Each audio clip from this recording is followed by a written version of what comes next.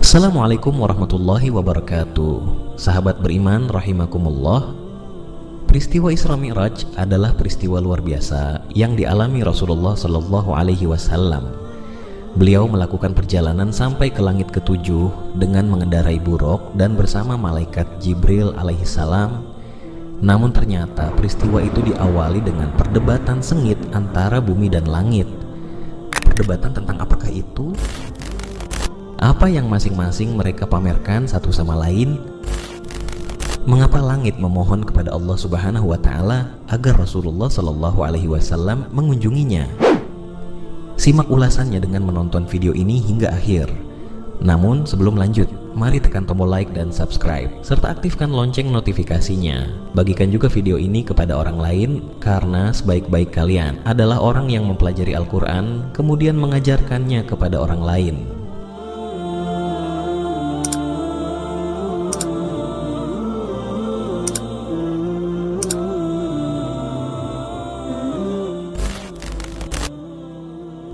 Langit dan bumi berdebat. Dalam kitab Durratun Nasihin terdapat cerita tentang langit dan bumi yang memamerkan kelebihannya masing-masing.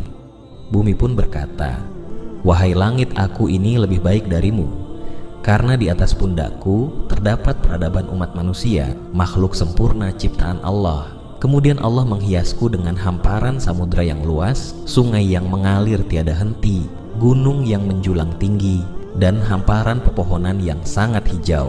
Semuanya ada padaku." Mendengar hal ini, langit pun mulai memamerkan yang dimilikinya. Langit pun menyatakan bahwa dialah yang terbaik karena padanya terdapat matahari. Matahari adalah sumber energi bagi kehidupan di bumi.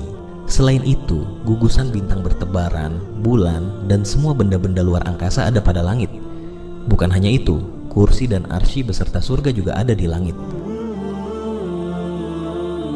Tak mau kalah, bumi kembali membalas langit.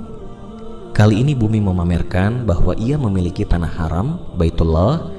Tempat itu setiap saat dijadikan tempat tawaf dan beribadah, baik Rasul, Nabi, maupun umat muslim lainnya.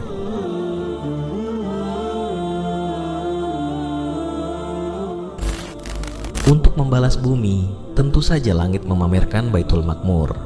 Langit pun berkata, "Baiklah jika kau punya Baitullah, maka aku punya Baitul Makmur, tempat tawaf para malaikat langit. Aku juga punya surga, tempat bersemayamnya roh para nabi, rasul, dan orang-orang saleh."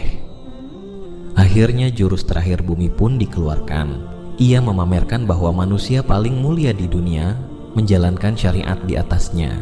Beliau adalah petinggi para nabi dan penutup para rasul, kekasih Allah semesta alam, dan menjadi manusia yang sebaik-baiknya. Beliau adalah Nabi Muhammad Sallallahu Alaihi Wasallam.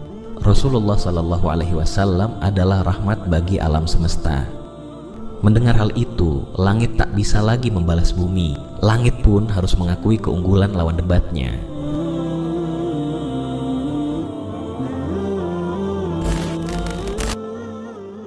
Rasulullah Sallallahu Alaihi Wasallam mengunjungi langit. Atas semua yang terjadi, langit pun memanjatkan doa agar manusia mulia itu mengunjunginya. Langit berjanji akan memuliakan kekasih Allah Subhanahu wa Ta'ala itu, sama seperti bumi memuliakannya. Allah Subhanahu wa Ta'ala yang maha pengabul doa akhirnya mengabulkan keinginan langit pada tanggal 27 Rajab. Allah Subhanahu wa Ta'ala menyuruh malaikat Jibril berhenti bertasbih. Malaikat Israel juga dilarang mencabut nyawa. Malaikat Jibril pun mempertanyakan perintah Allah Subhanahu wa Ta'ala, "Ya Allah, apakah kiamat telah sampai?" Allah pun berfirman, "Tidak wahai Jibril, pergilah engkau ke surga dan ambillah buraq dan terus pergi kepada Muhammad." Dengan buraq itu Jibril pun pergi ke surga. Ia mendapati 40.000 buraq. Buraq-buraq itu sedang bersenang-senang di taman surga. Masing-masing dari mereka terdapat tulisan nama Muhammad. Di antara buraq-buraq yang ditemui Jibril, ada satu buraq yang sedang menangis, air matanya bercucuran. Jibril pun bertanya kepada buraq itu apa alasan ia menangis. Buraq itu lalu menjawab, "Ya Jibril, sesungguhnya aku telah mendengar nama Muhammad sejak 40 tahun. Maka pemilik nama itu telah tertanam dalam hatiku, dan aku sesudah itu menjadi rindu kepadanya. Dan aku tidak mau makan dan minum lagi. Aku laksana dibakar oleh api kerinduan."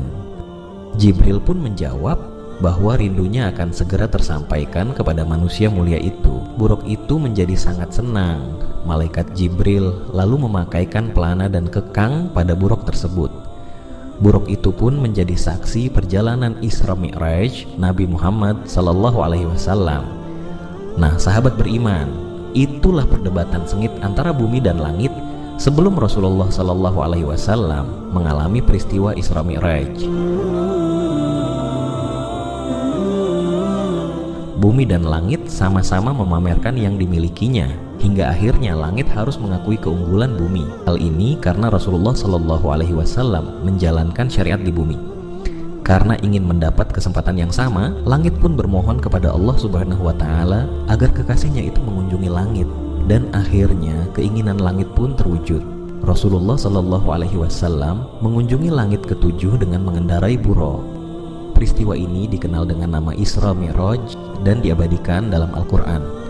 Maha suci Allah yang telah memperjalankan hambanya pada suatu malam dari Al-Masjidil Haram ke Al-Masjidil Aqsa, yang telah kami berkahi sekelilingnya agar kami perlihatkan kepadanya sebagian dari tanda-tanda kebesaran kami. Sesungguhnya dia adalah maha mendengar lagi maha melihat. Quran Surah Al-Isra ayat 1. Wallahu a'lamu bisyawab.